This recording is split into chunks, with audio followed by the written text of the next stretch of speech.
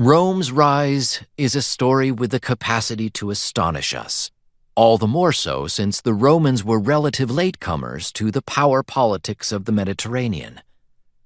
By established convention, Rome's ancient history is divided into three epochs: the monarchy, the republic, and the empire.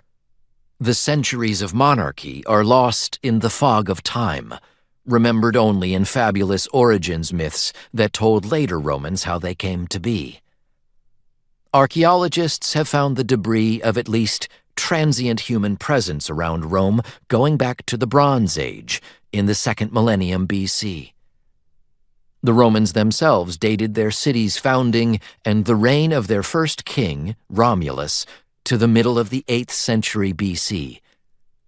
Indeed, not far from where Claudian stood in the Forum, beneath all the brick and marble, there had once been nothing more than a humble agglomeration of wooden huts. This hamlet could not have seemed especially propitious at the time.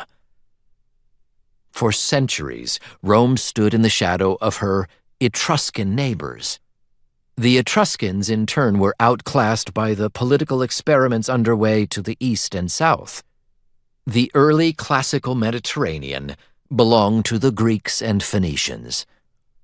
While Rome was still a village of letterless cattle rustlers, the Greeks were writing epic and lyric poetry, experimenting with democracy, and inventing drama, philosophy, and history as we know them.